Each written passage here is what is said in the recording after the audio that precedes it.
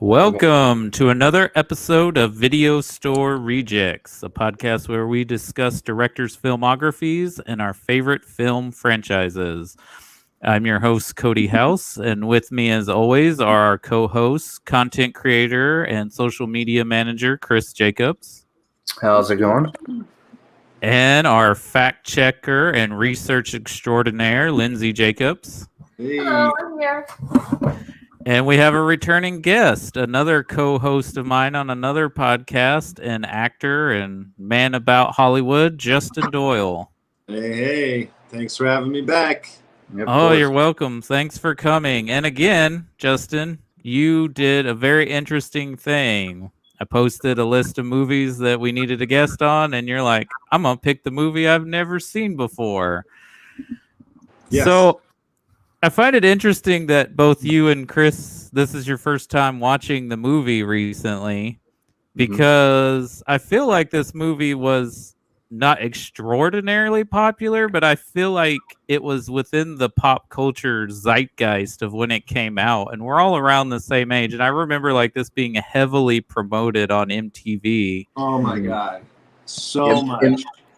MTV, I'd see it all over the video store. I'm pretty sure I have the poster for it somewhere that I acquired, but I had never seen it. And upon doing research, I had forgotten that they did like mock-ups at the MTV Movie Awards as them doing plays of like other movies that had came out that year, like Armageddon and Out of Sight and The Truman Show. So they did that for Rushmore as a way to That's crazy. Wow, that's really cool, actually. Yeah. How did the Truman Show one turn out? Did you watch it? Man, I can't remember. It's been so long. Yeah. I think I vaguely remember like the Armageddon one. Yeah, I actually liked the plays inside this movies. It was almost like a little movies inside the movies. And like what weird plays to do, like Serpico. I've never seen Serpico, but like that's just not one that people are like, I'm gonna write a play for that and have it be on Broadway on stage, just because people need more Serpico. What a strange movie.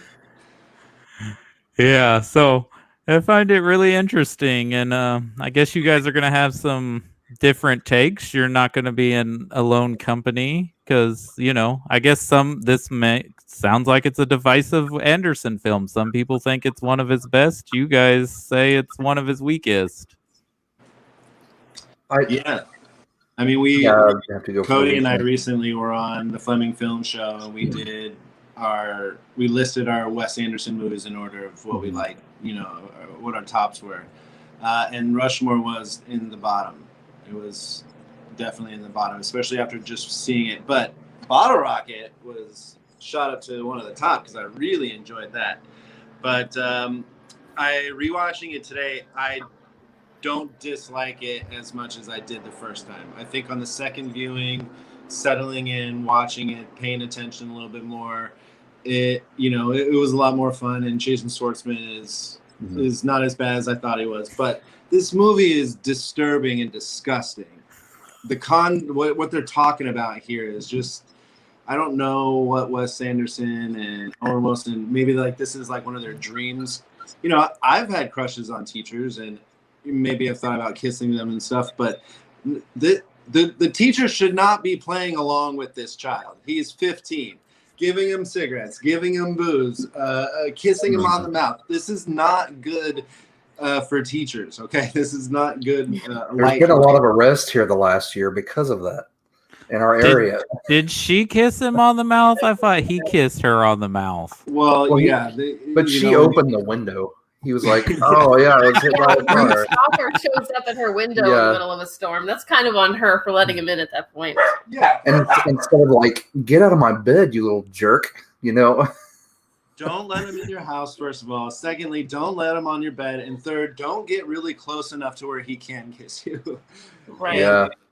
And it was fake blood to begin with, which is so funny. So the biggest thing, I think, this is technically Wes Anderson's breakout film. He did do Bottle Rocket. It did get some critical appraisal, but it was not a financially successful film at all. And I don't think this movie was like a big box office hit, but I think it made its money back and was culturally more popular. And then the other thing is it creates the collaboration with Bill Murray, but also kind of changes Bill Murray's career to where he became like a dramatic actor. Even though he had done dramatic roles before this kind of changed him to where he popped up in independent films and other things. Like he was no longer just a comedic actor, and he shows up now in every Wes Anderson movie. Yeah. The budget was $9 million and it grossed $17 million worldwide. Made its money back. Wow. Yeah. And apparently the reason they got Bill Murray, because they wrote the part of Herman Bloom, Wes Anderson and Owen Wilson specifically for him, but they're like, oh, we're not going to get him. We didn't get him for Bottle Rocket. We're not going to get him. But apparently Murray's agent really liked Bottle Rocket and was like, I think you should check this script out. And apparently he loved this script. He said he loved how it was about people trying to be civil and nice in a world when they're dealing with an extraordinary amount of pain. Apparently that's what drew him to the script. Yeah, he said that he liked it so much he would have done it for free. Wow. And I guess he paid for some help, like moving equipment around and stuff. Because this is a Disney film. It's Disney property, which almost everything is now. So for them not to fork over money and having Bill Murray pay for it is, interesting. But yeah, it was financed through Touchstone, which used to be owned by Disney. I don't even know if Touchstone exists anymore as a company. I don't think so, but I love hearing that old school Touchstone. The opening. I loved hearing that, watching that. That Touchstone and TriStar is another classic. That Pegasus. Yeah. I think he only got paid $9,000 for this. That was what the scale was.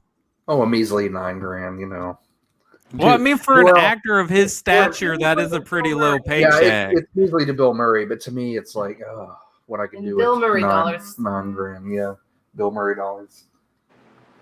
So I'm interested, Justin. What do you think the second viewing of this kind of made it a little bit of a better viewing for you? I guess I didn't judge it as much. I just let it kind of play out as like a fun Wes Anderson movie, kind of like all of his movies are. Don't take it too seriously, obviously. Try to understand Jason Schwartzman more as an actor and the character that he plays in this instead of, I mean, he's kind of a scumbag and he's like manipulative. And how is he able to have like people underneath his, his finger like that, and people like principals and teachers and parents of kids? He really gets along well, or maybe just manipulates them, the adults more than the kids. The kids see past his bullshit, but the adults for some reason are like cool with it. I think it showcased, and I believe we talked about this in Bottle Rocket, about how the kids they take on the adult roles, and they more have adult more sense than the adults. Yes. Yeah, they're more adult oriented than the adults are, and the adults are the ones who act like children. So they're kind of reversed, and I could really make it out in this movie, like with the kids were really running the show, especially Jason Schwartzman's character being a manipulative little. He is charismatically mediocre. Like he is not good at any of the things he's involved in. Yeah, but he's punctual. We know that he has an award for that. He's there. He's active, even if he's not great at any of the things that he's doing. I would even go so far as to call him, and I hope this doesn't offend anyone, a little Donald Trump. I think that's I don't think he's quite to that level. Well, I don't even think Donald Trump would be offended by that. He's got. Well, he has. No, he'd be like, yeah.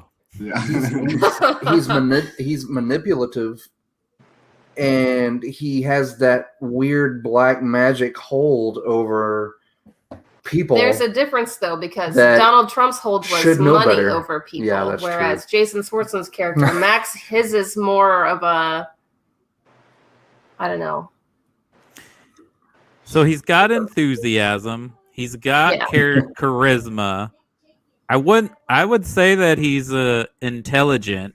Maybe not per se in school subjects, but he does have a certain intelligence that, helps him control the room. Right. I think if the subjects in school interested him the way all these other things interested him, he would be better at them. Right. But that's just, he only puts the effort into the things that interest him, and he doesn't bother with anything else because he's a 15-year-old boy. Exactly. 15-year-old boys can do. And maybe that's kind of why I get your guys' complaints. Of course, he's a little atrocious person, a troll, but I think we all can relate a little bit, especially this being like more into our extracurricular activities than our school subjects as we were teenagers. Like, we want to focus more on things that are cool. I don't care about math.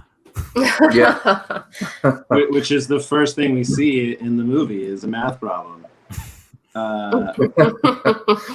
But and like, how come he knows that? How come he knew the answer? That's in his dream, though.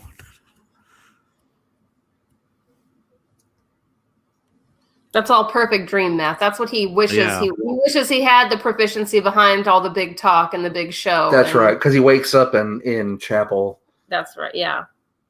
Hold on. He may be frozen. Yeah, I think he's frozen. Hello.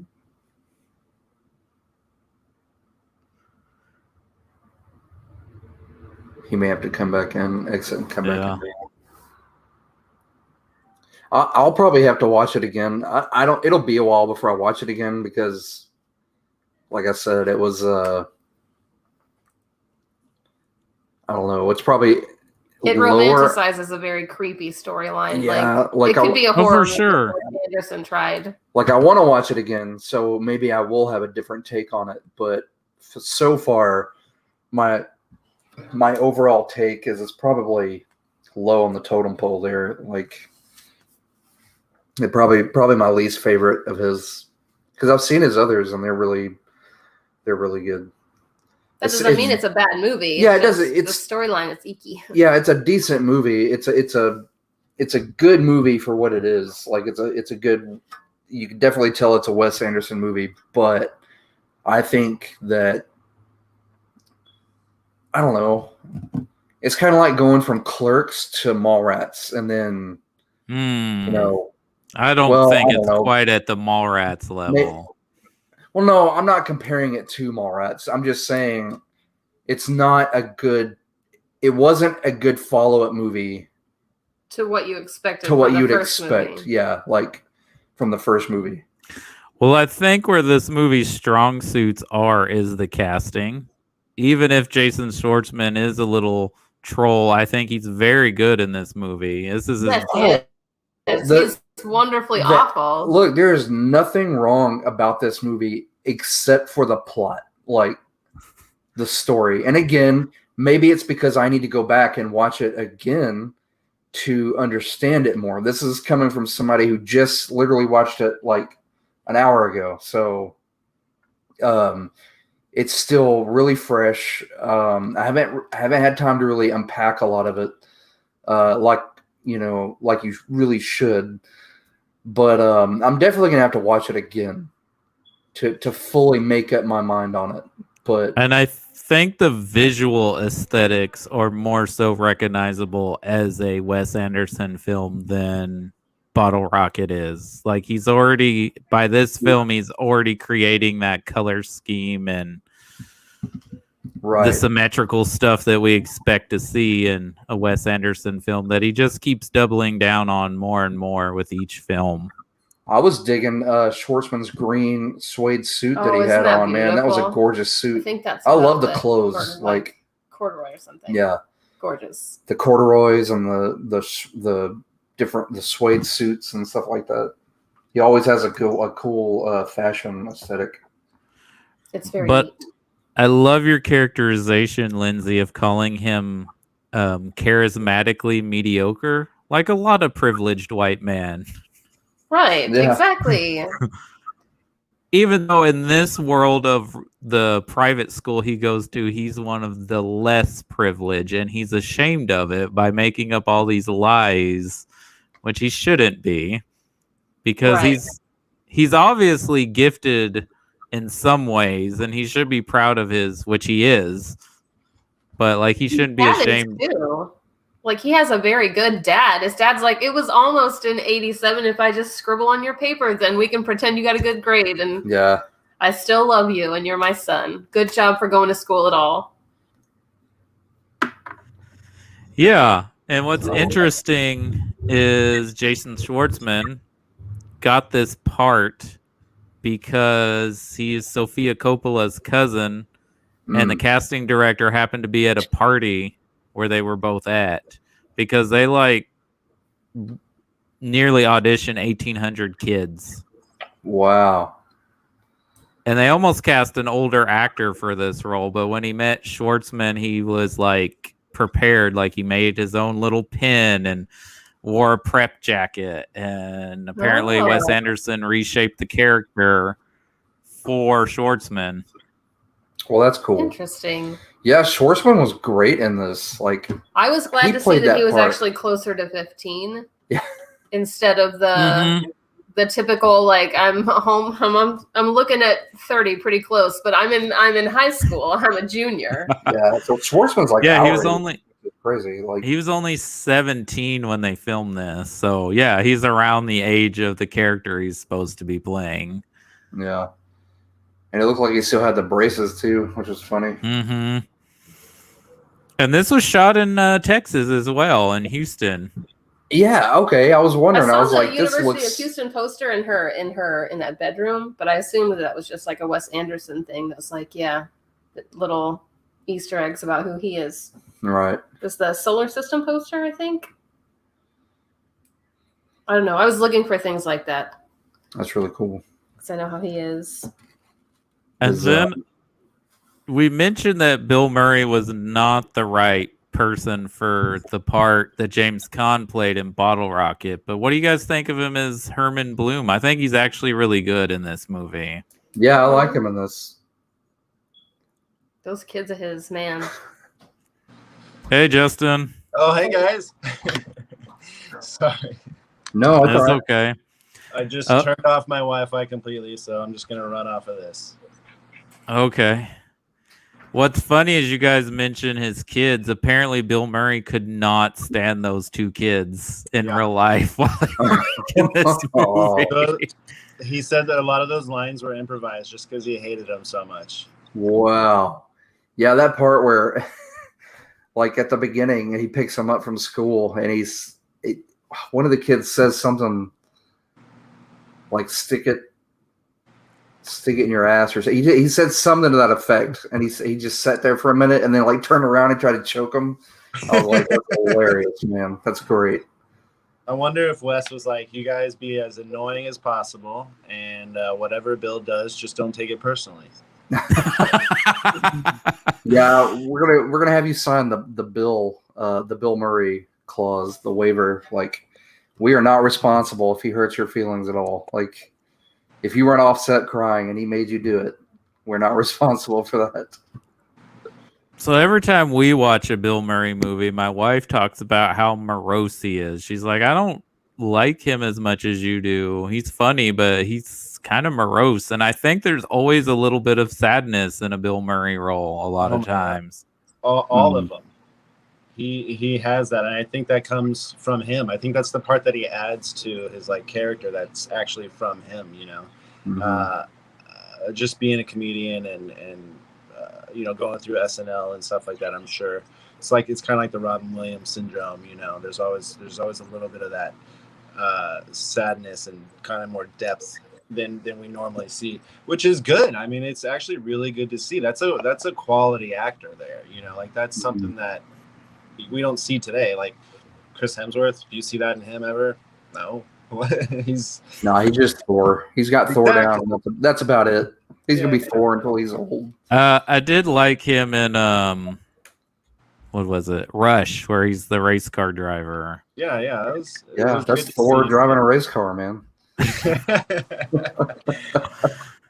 I think he's diverse. He's a lot. I will say he's a lot more diverse than I can. I can't act worth crap, so I give him that. He's a good actor. I like him as Thor. He is good. But the concept of this movie was, what if a 50-year-old man and a 15-year-old boy were friends because they had similar personalities and were in love with the same person? Tale as old as time. Go have your friend, like, you know, hey, can you watch my girlfriend just to see, you know, what she likes and what she doesn't like, and then you end up falling in love with her, and then you tell, you know, your friend bad things about her, and oh, she's, you know, not good enough for you, and just so you can swoop in and take her. I mean, it happens, like that happened in There's Something About Mary, you know. It's like, yeah, I could see that in a teen movie or a younger a movie that's pushed for younger audiences, but to see it between a 50-year-old and a 15-year-old is funny. Like that's, and I'm glad you mentioned that, because again, watching it just an hour or so ago, that like I did, I kind of missed that. But now that you said that, I can look back on it, and that sheds kind of new light on it. And I'm glad you mentioned that, because and the fact that they were alike in a lot of ways too, like Bill Murray and Jason Schwartzman's character. Well, he was already enamored with him when he gives his speech at the beginning, because he talks about, like, you know, I wasn't born rich, I became rich, and like most of the kids here will be rich. They're rich, they're gonna stay rich, but if you're not rich, do what you got to do to, like, because I think that's always in people who either grew up struggling or couldn't just do whatever they want with their money. There's always, like, you feel like you don't belong in that world, even once you get to that world or you're above that world. Like, you still feel like an outsider. Right. Yeah, well, he said in it, like, he's like, how you doing? And he goes, I just feel alone. You know, he becomes that, even though he does have money. But they are very, very similar, because they even go back and forth doing bad things to each other, you know, just like children would do, you know. I mean, He's a child just as much as he is. Yeah, they're both on the same maturity level, which the teacher, Olivia Williams, plays. Which, you guys want to know something funny? So she has a dead husband in this movie, right? Yeah. She's Bruce Willis's wife in The Sixth Sense. That's where I saw her. Yeah, I knew she looked familiar. Interesting. And the girl at the end. What was her name? The Asian girl. The Asian girl, like at the end. Yeah, Margaret. I kept looking at her, and I was like, "Where is she from?" And it turns out she was like the student body president in Old School that the dean bribes, and that's like the only other thing that I recognized her in. Yeah, I was like, where have I seen her? Are you talking about the Gilmore Girl being in the movie? She was in there too. Yeah, Alexis Bledel. She's in 2 scenes in the background because she was from Houston, where they filmed it. Wow. Okay. I was talking about the Asian girl shows up in Old School. Like I saw her, because I couldn't place her.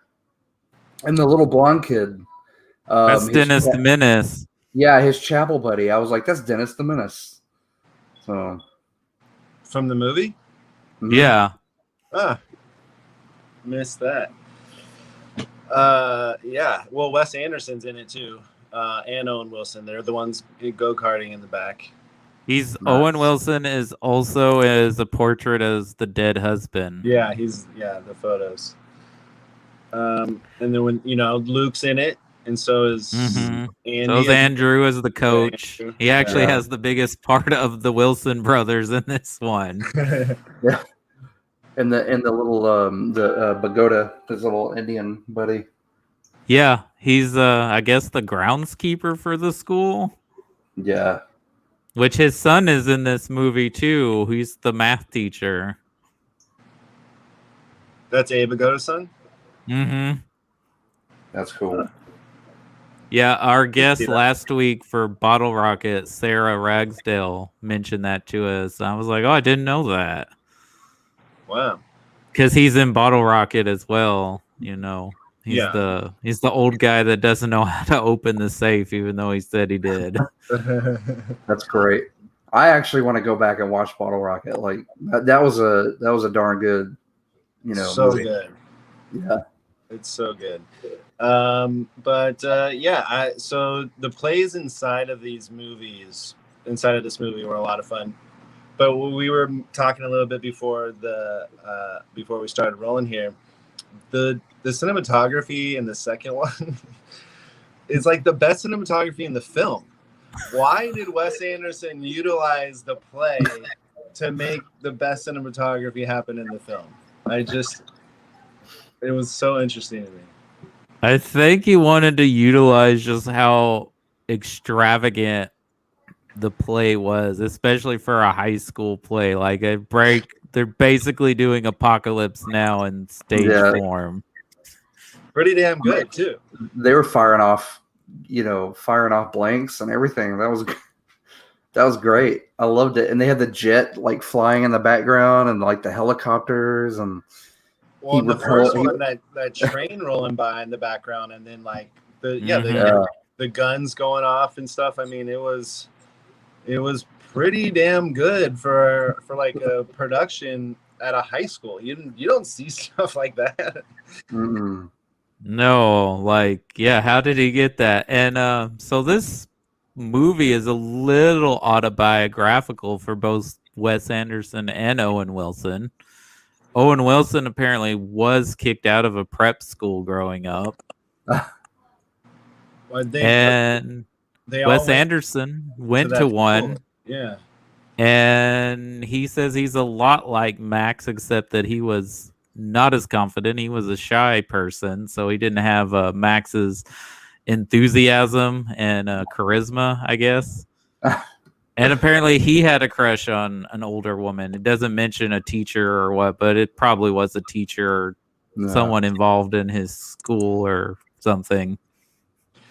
I don't remember. Were teachers allowed to just smoke in front of kids like that during class and stuff? I don't remember my teachers smoking just openly. Yeah, but I know if like the people a few years younger than me mentioned that they had teachers that would smoke cigarettes with them outside. Yeah, they all had designated smoking areas. Like Rusk had smoking areas for the longest time, and then they came through and were like, no, well, if we got to make the kids stop, you guys need to stop too. Yeah, because this is the late 90s, and by the late 90s, they're starting to ban smoking in buildings and stuff. Mm-hmm. Yep. Yeah. So yeah, that's a little weird, and I wonder if it's like sometimes that's why Wes Anderson movies feel like they take place in a different time, even if they are modern, because I don't see that. And that's why I think when he does these period pieces, I think those fit his aesthetic better. But I think this is a really strong movie for him as his only second feature. And yeah, I feel like he probably was that kid, like putting on these weird little plays that were over extravagant, probably. Yeah. Right. Well, with Bottle Rocket, Luke being kind of him, right? And Max being him kind of in this, I think we kind of see what he's doing. He's placing himself in a lot of his films. But I did read that Roald Dahl is a huge influence on his stuff. Obviously Fantastic Mr. Fox, of course, but like even with this film itself is like based off of Roald Dahl. Yeah, and you can kind of tell with the visual aesthetics and like just how neat like the writing is with the notes and he's in calligraphy club and all that. Like you can tell like that rolled out influences in there. Her little flight plan was great for her plane that she was flying in the parking lot. I was like, yeah, that's definitely Anderson right there. Her little, because it was all mapped out in marker, like, and just kind of swoop in and make a perfect landing, and that's pretty cool. That scene just reminded me of the bottle rocket scene, the actual bottle rocket. I mean, it's a wide open space, and they're kind of playing with toys, or things that are that you play with in a big open space. It's just in the first two films, you're seeing a lot of consistency that he plays, which is good. I mean, as we all know now that he has 9 films, he's a lot of it is consistent, using the same actors, same sort of like cinematography. Set dressing is always huge. Like everything has to be big. I mean, this is kind of like, this does show that this is like the start of him having the big sets, because in these little small plays, they're big, extravagant sets. And this is like a foreshadowing, like Grand Budapest Hotel, let's say. Yeah. But pretty smart. It is a smart film. I think Wes Anderson's a really smart director. He plays with what he has and does it, and knows what he's doing and does it well. He's very, like he plans it out, just like you said with the drawing and where the plane is going to land. I think that's how he just sets up all of his films, and that's why he's successful and why they all work. Because I think every single one of his movies is at least like a 7.0 and above on IMDb, which is pretty damn good to have that consistency.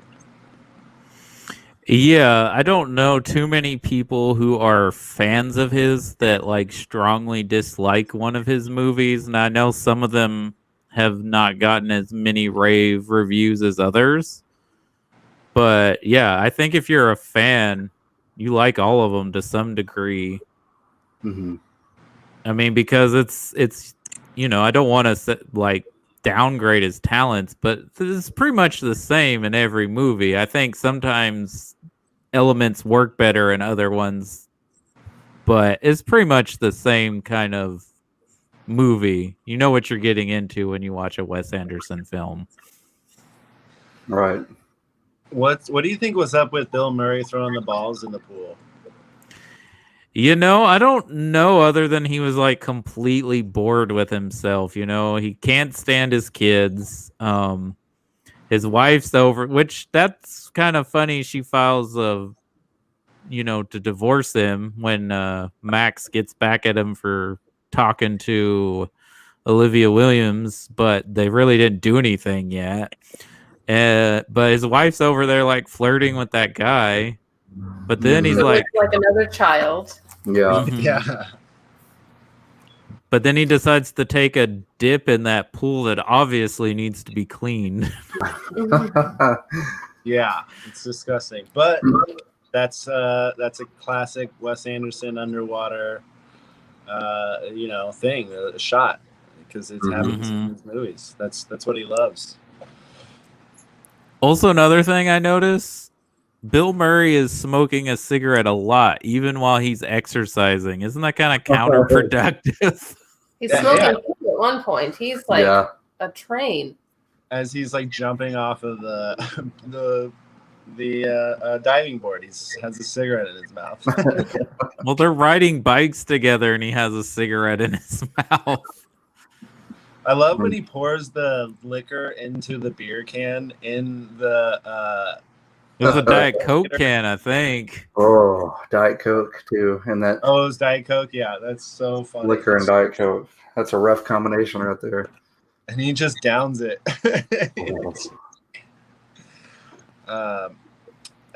So, do you guys? This is something while I was watching, I was interested in.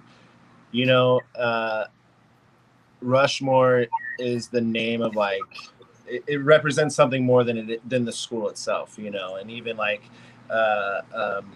Bill Murray said that Olivia's character was his Rushmore, and Max said, so is mine. Do you guys have like that in your life? Do you have a Rushmore?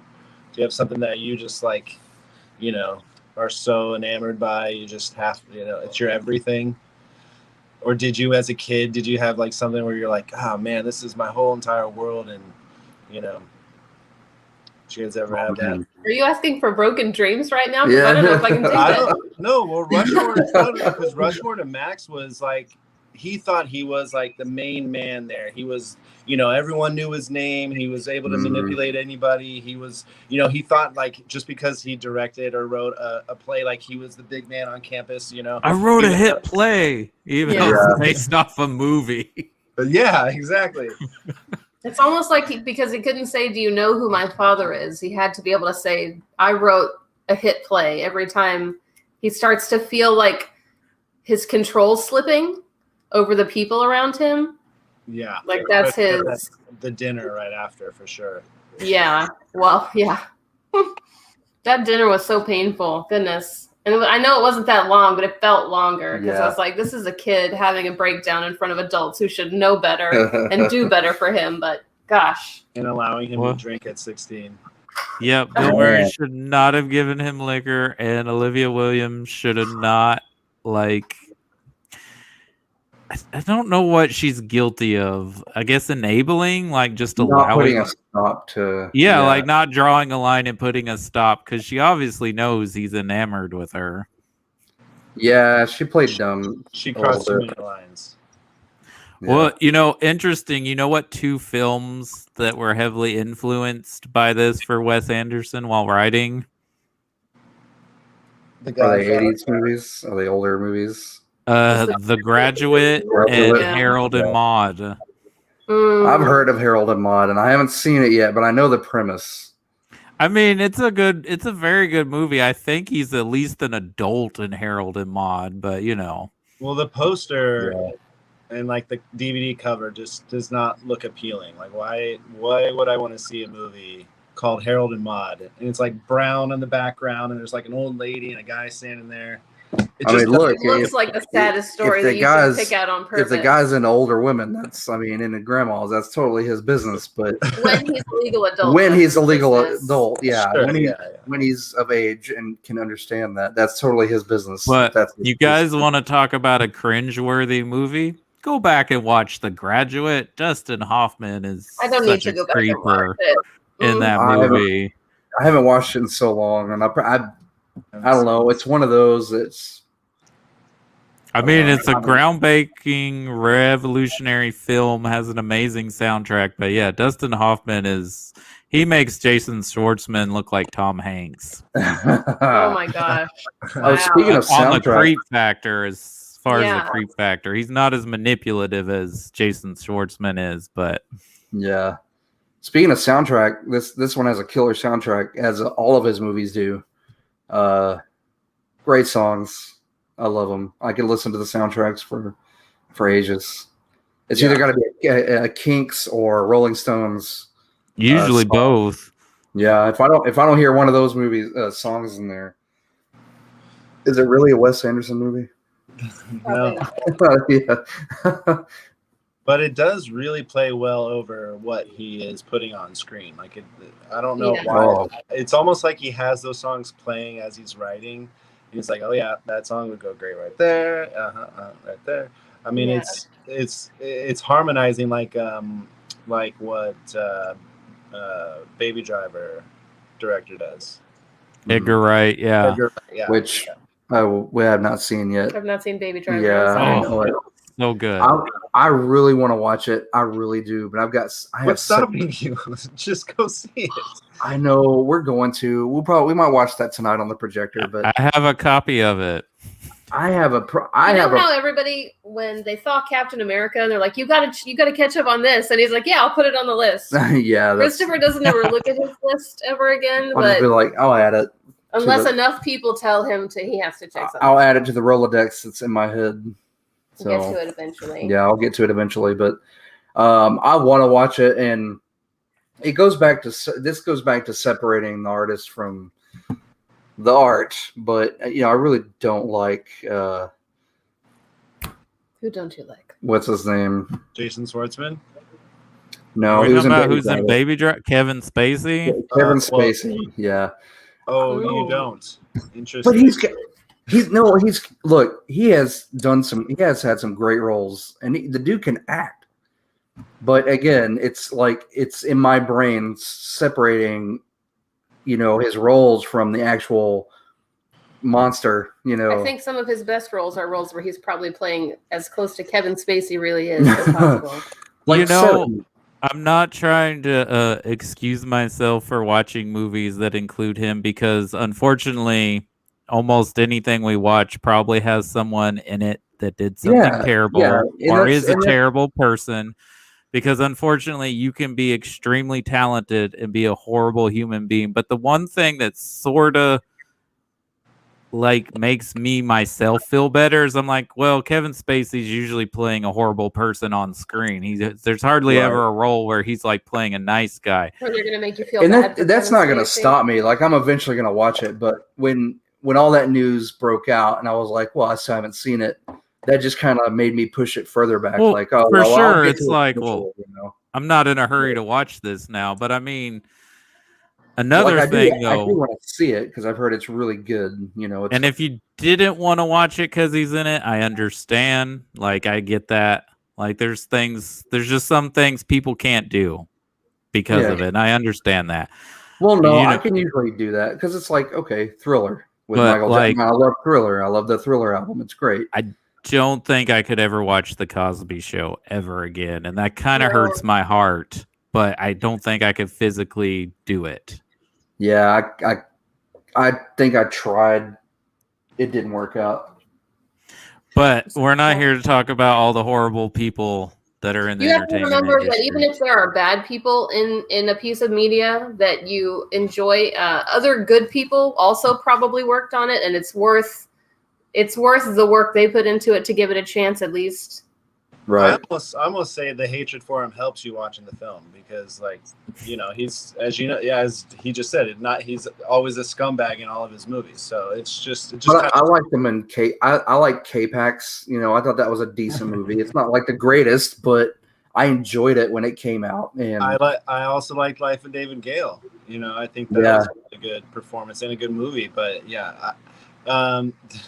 the joke that people say is you're allowed to enjoy their work up until you heard about what they did. So anything that came before it, it's okay. But if you watch it from now on, like anything new they make, that's on you. You're right.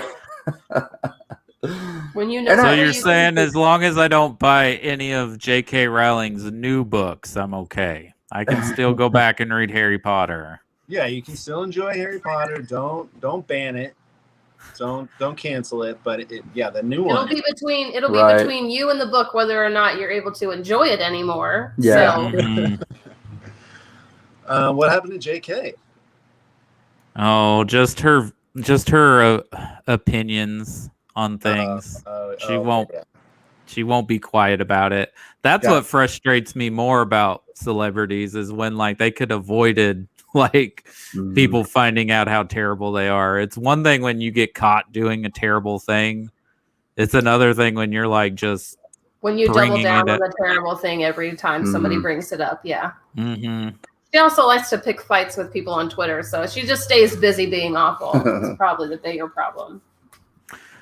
But whose other performances do we like in here besides, of course, Murray and Schwartzman, who are the stars, and they have good chemistry too, even though apparently Murray couldn't stand Schwartzman at first, which I guess is he was in character really well. Right. Well, there's what's his name, and I can't remember his name. He's the older gentleman. He's like the dean of the school. Oh, Brian Cox. He is so good. He's so good in this, and I feel so bad for him because he just wants to strangle the crap out of Jason Schwartzman. I'm kind of ashamed of this. I didn't remember his name. I was like, the chief, the chief from Super Troopers. Sir, he was the original Hannibal Lecter. Say shenanigans one more time. And he's a Stryker from X-Men. Yeah. He did. He was good in that. Yeah, and in the ring, he was in the ring too, I believe. Yeah. He's a great actor, and he's really good in this. Yeah, I think the cast overall is solid in this. Yeah. Yeah, like I said, like the casting, the chemistry, the way the movie flows, like there's nothing bad about that. It was just the content. And again, I'm going to have to go back and watch it again. Like I'm going to have to watch it again. Like Justin, you said you watched it for a second time and you were able to see things that you missed before, and it wasn't that bad. So I think that's what I'm going to have to do is go back. It needs a redemption watch. And a redemption watch. And I'm going to have to go back and watch it again and really look past the parts where I was like, oh, that's kind of oogie, or man, he's being a little bastard, or something like that. I'm going to have to watch it again to. Well, it doesn't become less disturbing. Just it's still gross. I think what helps me is that he's 15. So I'm like, okay, he doesn't quite know better. He's not emotionally mature yet. Right. That's part of it. And another part is Anderson said the reason he cast Schwartzman is that he felt like the audience would stay with him even though he was doing like terrible things because of Schwartzman's performance and charisma as the character. Mm.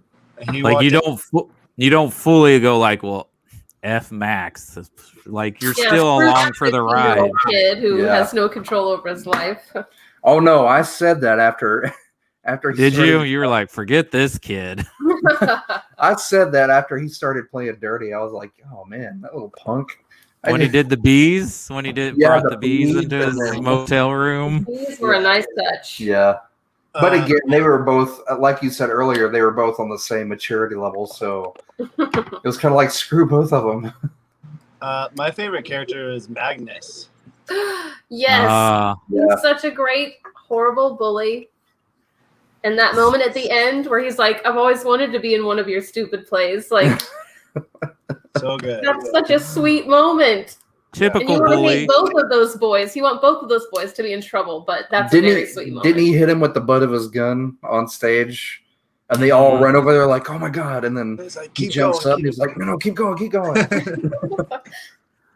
So I wonder if the guy is actually Scottish, and did they make him Scottish because they're like, you know what, curse words sound better coming out of a Scottish mouth than they do. Usually you can tell someone, well, maybe not always, but usually you can tell someone wasn't trying to exaggerate an accent. He sounded pretty natural with that, but I could be wrong.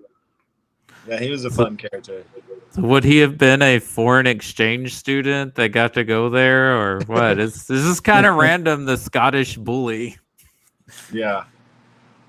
But it worked. It really worked. Like, you don't even really think about it. Like, how did he even get there, and why is he there? Did you guys notice who was his choir partner's mom? She has a very small role. She's not a big name actress, but she was in Gladiator, and she's Wonder Woman's mom. Hold on. Oh. Who's Wonder Woman's mom? And Connie Nielsen. She was, Oh, yeah, okay. Oh, which this might be like her first big movie she's in. I don't know what she was in before this. Huh. Yeah, but that's her. Goodness. Oh, that's cool. He started a lot of careers. Yeah. Yeah. And he regularly employs the same people, so they stay in work pretty consistently. Yeah, he started Schwartzman's career. I mean, he started the Wilsons' careers and gave Bill Murray a second career. Different direction, yeah.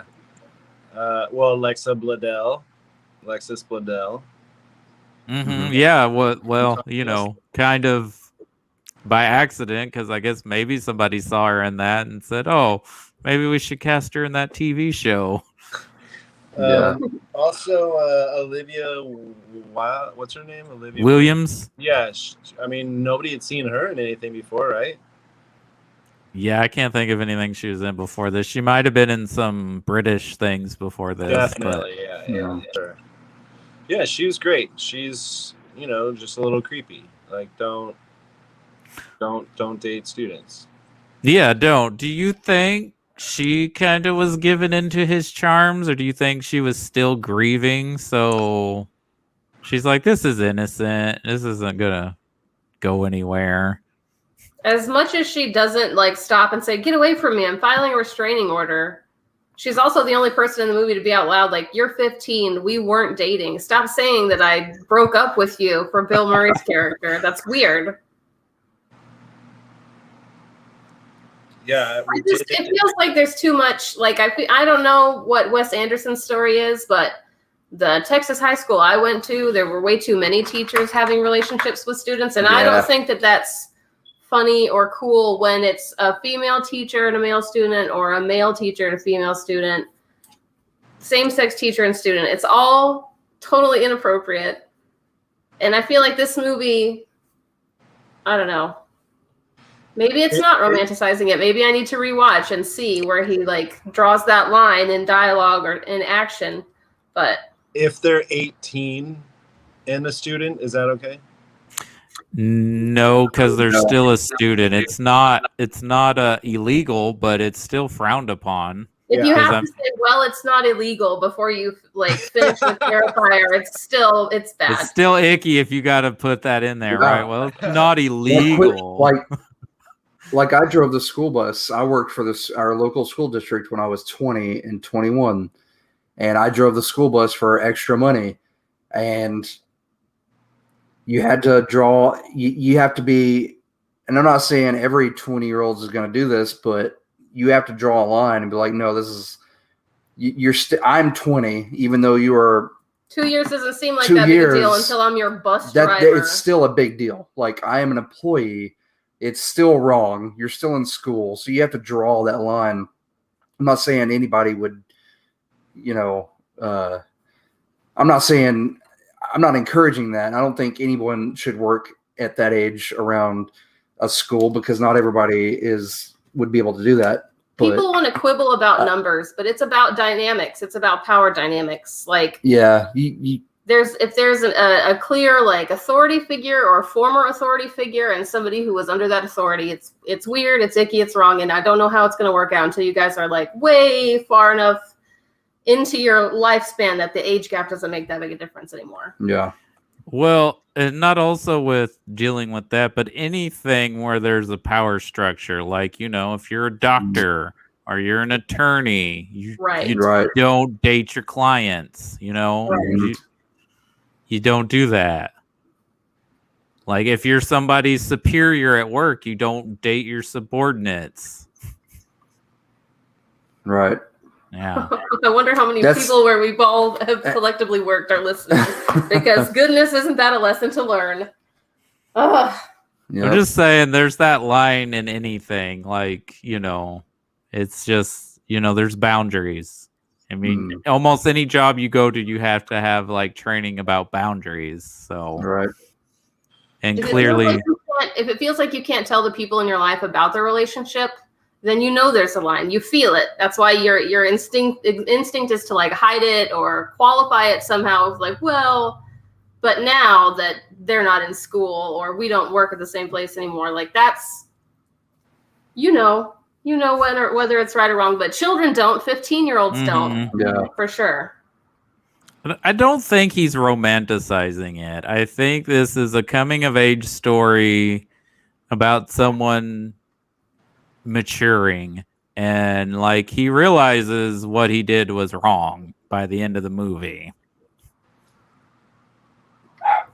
Now, what do we talk about the adults, Bill Murray and Olivia Williams? Like, what's wrong with them? Like, why did they encourage this? Why did they go along? But it's so interesting how Bill Murray's character seems to like really worry what Max Fisher thinks and feels. Almost like because their emotional maturity levels are around the same age, he like looks at Max like a peer. So like when that kid catches him and he's like, he looks like he's about to break into tears. He's like, you can't tell Max, you can't tell him. Like how he looks up to Max Fisher because he's like the confidence Bill Murray's character wishes he had, but it's in a kid. And do we think Bill Murray sees a little bit of his younger self in Max, or at least likes his moxie, so to speak? That's what maybe Bill Murray used to be that confident until he wasn't. And he sees that in Max's character. So that's why he kind of latches onto him or becomes friends with him. Maybe. Yeah, I mean, they're both broken at the moment. Bill Murray and Olivia, the teacher, they're both broken at the moment. They're both going through some things. And Max is kind of like a distraction from it all. And maybe that's why they kind of latch on to him a little bit, just because he's their crutch for right now, something to get them through whatever they're going through at the moment. I did kind of roll my eyes when she tells him her husband died. He's like, "Oh, my mom died when I was 7. We both have dead people in our families." I'm like, doesn't everyone have a family member that has passed on? I was like, oh. I mean, I get it. They had someone really close die that was in their family, but like a statement like that was like, well, yeah, his lies were always bigger than that necessarily needed to be. Like calling his dad a neurosurgeon, even though he's a barber. Yeah, he could have stepped it down a little bit. Yes, I mean anywhere in between would have worked. Right. But that's a big leap. Exactly, because once you go from knowing that he's a neurosurgeon, then you're like, wait, he's a barber. That's like that kid's a little psychotic. That's a huge lie, because his life would be completely different if that was the case. He would live a richer, fuller life. But really, all of his lies were just huge beyond what needed to be. But that was his character. Do you guys think that this movie would work today? Like if it came out tomorrow or yesterday because it was Friday? Probably. Probably would have to be reshaped a little differently. Yeah. Reshaped. That's interesting. Yeah, because movies that are about relationships between like an adult and a younger person or whatever it's usually like dramas or something that is not supposed to be funny, like a Lifetime movie. Yeah. Tons of those. But I don't know. I don't know if it comes out today if it works the same, because of also from then till now how many stories that have come out on the news about pregnancies and teachers having 16-year-old kids, babies. It's like that's a common. We're not joking when we say that's a common occurrence around this area. It's every year, every school year. I'm waiting to see where someone is exposed for having an inappropriate relationship with a student. 3 teachers in my 4 years of high school, just one town over. And I'm sure there were others, and there definitely were after I left. I heard those stories and read those in the paper. It wouldn't work. It would have to be a horror story, like a stalker killer type story. I feel like that'd be the only way that it would get made today. It probably wouldn't be directed by Wes Anderson. Yeah, like I said, this felt very close to being a horror story. Like you could, if you reshaped it just a little bit and added some dark toned music, you could totally pull this off as a stalker film or a more serious film. Yeah. He really rode that line. He where it was almost crossing, and where it was still funny. Not the subject matter, but things in the movie were and funny and more lighthearted than the actual subject matter. But I think he was just playing out in a fantasy. Because like I said in the beginning, I think we all have kind of had crushes on teachers and wish that we. I don't know. Like she's like the question she has, like, what do you think's gonna happen? We're gonna have sex, and it's like, I don't even know if that's what I thought. Like, maybe just hand holding. I don't fucking know. He didn't look like he thought it that far ahead. As much planning as he put into it, like the end game wasn't very clear for him either. He probably still thinks that she could get pregnant by sitting down on the toilet seat. So, he probably didn't know or go go past a certain point. He didn't point. know birds and bees at all. I think he just wanted that reciprocated those feelings. Yeah, you know? And that's where Margaret kind of fell into at the end. Is like it was that role, and maybe the same for Olivia and Bill. Maybe Rushmore. Maybe. I would say maybe get away from Bill Murray. yeah.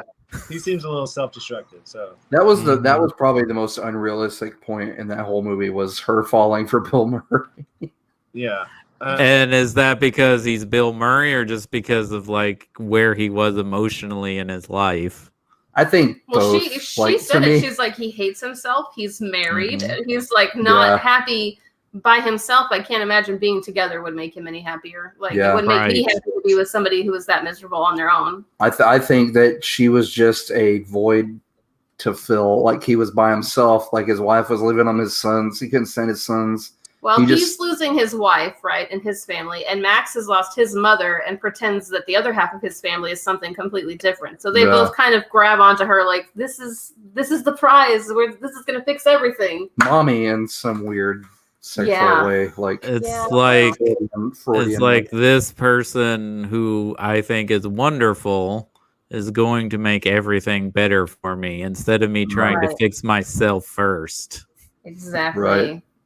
Which all people are guilty of getting involved with another person, thinking that's going to answer their problems when really they need to focus on themselves first. Absolutely. For sure. Yeah. I mean, if your kid is punching you in the face, you're doing something wrong, you know? Oh my gosh, those kids. Yeah. Jesus, Murphy. He was like, which one hit you? I don't know. It was Donnie or...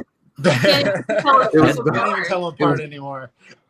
Who was it? Donnie and... It's Donnie and Ronnie, I thought. Yeah, Donnie and Ronnie. I don't know. It was one of them. Yeah. Which, that's bad when you don't know which kid is yours. Which one is which. Were they twins? I wasn't under the impression they were. Yeah. I know they were supposed to be twin brothers, but they didn't look exactly alike in the face, did they? Yeah, they were pretty close. Yeah. Well, they painted those red eyebrows on pretty like square. Unless you are parents to a set of twins, you're not ever gonna. Because my cousins are twins, like identical twins. I still 30 some odd years later, I still cannot tell them apart. I bet parents only her mom, only her parents can tell them apart. Yeah, you gotta have them kids. Also, speaking of Margaret, she's too good for Max. Yes, she is. I hate that at the end they're like, Max is cured of his weird like narcissism. Here's a girlfriend as a reward. She's been pining over you this entire time. She's too good for him. She can fly an airplane. Right. Yeah, she can do better. But didn't it insinuate? Didn't it? She is a big faker, just like yeah. That's she what kind he's of fallen faked. in love with. She kind of faked her own story in a way, like so. They're kind of, and it really didn't delve too much into her, but they were probably alike a lot.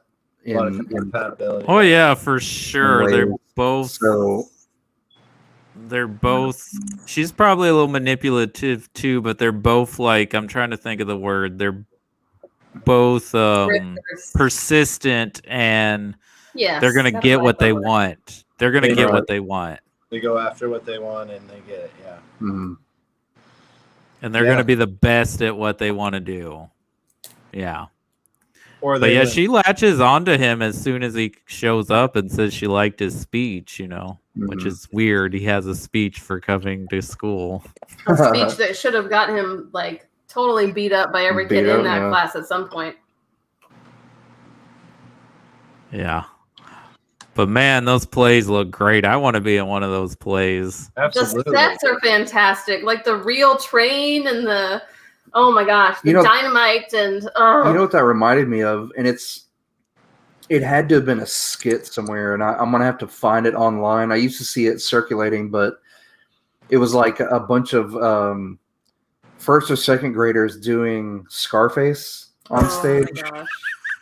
I've seen it. I remember. I have seen it online. Yeah, but they're like they're like second or third graders, and they're doing Scarface, and it's hilarious. And I bet they had a great time because they're third graders. Yeah, I mean it's nothing really crude, but it's not the whole thing. It just shows you it's not the parts whole thing. Yeah, it's just, but it was great, and that's what it reminded me of, was like the Scarface play that these first or second graders did. I'll have to find it. I'll send it to you guys. Did anybody else feel old when he used the payphone in school to call Bill Murray? When it's like, oh, there used to be payphones in school. Yeah. Yeah. I guess we would use like the nurses or the office, but I do remember there being payphones outside of schools. Yeah. You don't even see payphones anymore. If you do, like the handle's broken, people are digging through change, like trying to still get change out of it. But yeah, you don't see those anymore. Or you're just like, oh, that's a health hazard. No, honey, don't go anywhere near that payphone. Everybody's put their mouth on. The super spreader. Smells like body in there. Is there anything else you guys want to discuss about this, or do you think we can go to ratings? You think we're ready to rate this thing? One thing like I read is Jason Schwartzman went into the audition wearing a public school jacket, and he created his own like Rushmore patch on it. And I just thought that was really smart and interesting because, those little things do help in auditions. So I just thought that was really cool. But yeah, I enjoyed his performance, more watching it the second time, not judging it as much, like the first time I did really helped out. And just like have it be just wash over you like a all film should. It worked the second time for sure. Oh, you brought this, reminded me, is that Wes Anderson won an Independent Spirit Award for this as Best Director, and Bill Murray got a Best Supporting Actor award. And he was nominated for a Golden Globe for this. Yeah, they pushed the release of the film to December just for 1 week because they wanted an Oscar run, and because they wanted Bill Murray for Best Supporting Actor. Didn't happen, but yeah, I mean, still, Spirit Awards great, Golden Globe nominations totally great. That's cool. Still showcases, how good the film was, at least in that year. Also, you guys are not alone in your sort of lukewarm feelings for this movie. Roger Ebert didn't give this movie a very good rating when it came out, and he felt like the themes were too dark and heavy, and he said they decided to stop doing it and focus more on a comedy, and he felt like some of the comedy elements came out of nowhere. Like, he felt like they focused too much on trying to keep it light and breezy. That was his complaint. But the movie overall got very good ratings, and Wes Anderson even screened this exclusively for Pauline Kael, though he was kind of disappointed when she said she didn't know what to make of it, even though she said it was a good movie. But at first she's like, I don't know what to make of this. Yeah. She's a retired journalist, she a critic, and I think she also was suffering from like dementia or Parkinson's at the time. So yeah, she was nearly 80 at this point and only lived a few more years after this. Yeah. But a legendary film critic. Yeah. Great. I would like secret super screenings of any movie. Right. That'd be awesome. Wes Anderson, we need a super secret screening of The French Dispatch, please. Oh my God! Actually, please let that happen, because also we've never met in person, and that would be great. So just have a super screener, a secret screener for us. We'll bring our loved ones, and you'll be there too. It'd be great. All right. So for Wes Anderson, the rankings we have right now, and if we come up with better names, we might change them. But if you absolutely love this movie, you're going to give it a great ensemble, because Wes loves his matching outfits and matching everything. If you just enjoyed it, found it entertaining, it was a nice attire. Everything looked good. If it's more obscure, you think it's only for fans only or cinephiles only, give it a deep dive. If the Wes Anderson-ness is too much for you and you don't think it quite clicked, we're going to say style over story. And then if it just completely did not work at all for you, you don't like it, it's terrible, it's a beautiful failure, because it's still going to be a pretty movie even if you don't like it. What do you think, Justin? I give it, especially for the second, I give it a nice satire. I think it's a fun, entertaining movie. Because even I think the one below that was like fans and like cinephiles, and yes, those people love this movie. But for somebody, I love movies. I don't know if I can, call myself like a cinephile. I don't know, but I still thought this movie is fun, entertaining, enjoyable. I would recommend it. And I'm really surprised that I didn't see it when it came out. This is something that nowadays I would totally go watch. So, yeah, nice attire. Chris, Lindsay, I know you've still got about 9 minutes left, but of what you've seen pretty much 98% of the movie. I'll have to go nice attire. Like I like it. I liked Bottle Rocket more, as well as his other films, Tenenbaums and Zissou and Moonrise Kingdom and whatnot. But I'll give it a nice attire. Like, it was good. The subject matter was a little, it was different from what I was expecting. But yeah, I'll go ahead and give it a nice attire. It was good. Lindsay, what do you think? Go ahead and do yours, Cody, because I'm still thinking about this scale to myself. So before I do that, did you guys notice a nice foreshadowing for Steve Zissou in the near future with that Jacques Cousteau book? That I thought that, like, I was like, oh, hey, Zissou, that's cool. Also, the whole aquarium thing of why he gets kicked out of Rushmore because he wants to put a aquarium in for these grand romantic gestures that, he's not going to get the feelings back. But yeah, just wanted to mention that because we had forgotten about it, and it just made me think of it. I guess my rating is going to be nostalgia because I was not much younger than Max when this movie came out. So I kind of felt a little bit like I was nowhere near that enthusiastic or charming at 13 or 14 years old. Nor was I that manipulative. I don't even know how to be manipulative, really, because I don't. It's like, if you want to do something, do it. If you don't, no big deal. It's like a lot of work. Yeah, that's exactly it. It's too much work to be manipulative. I can't think that far ahead.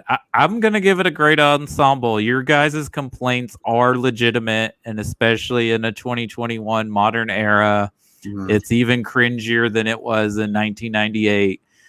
But I think the Wes Anderson breeziness and humor kind of makes it less cringy than it is when you just kind of describe what goes on in the movie.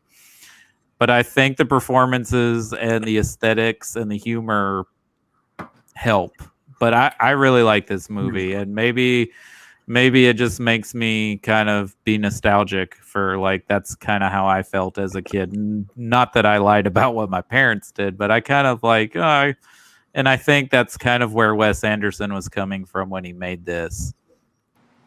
But, different viewpoints near 20-something years ago than today, and thankfully so, that we've evolved as a society, sort of.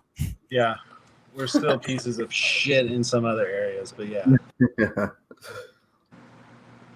Come to Texas. I have to ask for clarification. You said style over story means the story is bad, but it's still like, it's okay. Like he focused too much on, like, making it look like he wanted. Yeah, the look instead of the plot. I think I want to say it's a deep dive, not necessarily for Wes Anderson, like, diehard fans. It's more a deep dive. It was a movie he made for him. Mm-hmm. Like, everybody was there, and it was very clearly much more prickly a subject matter than maybe some of his other things. And And I think if he had just tweaked a few scenes or a few moments, it could have very easily have been a very scary film about a very unstable high school child. It wasn't bad. I think it was well done. It doesn't go to that awful, dark, icky place that it could, but it still doesn't feel like it doesn't resolve, I guess, the way I would expect a Wes Anderson movie to. I feel like those are more like sad things happen, but I don't know. It's twisted in a different way for Wes Anderson, for me. I don't think it's a bad movie. I don't think I would tell anybody not to watch it. Mm-hmm. It's definitely worth watching if you want to like this is one I've watched for the first time. I think I've probably seen fewer of his movies than I thought I did, and this is one of the ones I hadn't seen, and it's still a solid movie. I didn't hate watching it. I probably won't reject watching it again. Yeah, when we were doing our top 9 or whatever of Wes Anderson films, we said it's hard to put any at the bottom because they're not at the bottom because they're bad movies. They're just at the bottom because so many of his other ones are just better. Mm-hmm. Right. But he has, in his 9 films, all 9 of them are pretty damn solid. So that's a really good career overall, I would say. Right. He's so thorough. I don't think that you can say, well, that's just a bad movie outright. It's not that he ignored any details or didn't think things through. He clearly thought about it way too much. It's like the Star Trek. At every step. So yeah, it's like the Star Trek movies. I'll watch them because they're Star Trek, but there are ones that I will watch less of. But they're all good. They're all decent movies and they're fun. But yeah. that one's pretty low. When you set your own personal bar so high, how do you rank the not as well performing to that? I think if you don't like these movies, I don't think you can say anything negative from a technical film point. Right. Making standpoint. It would be more of subjective. This is too niche. I don't get the humor. Right. I don't like what this is doing. I don't get it. A lot of it's like British humor. Like a lot of Americans don't get it, so they don't like it. And the same goes for Wes Anderson. It's just a different type of humor, like a dry humor, and you either get it or you don't. And there's not a lot of representation in these movies, so if that's another complaint of yours, I understand. But he's a very talented filmmaker, and his movies always look amazing. Justin, thank you so much for coming back on the show, and especially after you watched the movie, you weren't that enthusiastic about it, but I'm glad that your second viewing gave you a little more enjoying experience. Is there anything you want to plug while you're here? Yeah, I wanted to watch it again just so I wouldn't be a huge downer on this and just be like, I want to watch Bottle Rocket again. But no, thanks for having me. Honestly, I can't. This is the best. I'm not big on directors as a movie viewer. I don't necessarily seek out a director unless it's Steven Spielberg. But I just... I love talking about them still, because I don't normally do it because I just don't. It's not something that I zone in on when I'm watching films. But so I love our first talk, which was The Abyss, and now this one, and I would love to come back again. So thanks for having me. But you can find me on Worth of View Movies and all the things, YouTube and TikTok and all the blah blah blah. I'm also on the other show that. Cody and I co-host on the Pond Theater, and then Cody's he filled in for co-host for me last week because I was on vacation. But on the Fleming Film Show, it's another movie podcast that we talked about. You guys last week talked about rated R superhero movies. Mm-hmm. So that's a good topic. Fun discussion, especially with the Suicide Squad coming out. Yeah.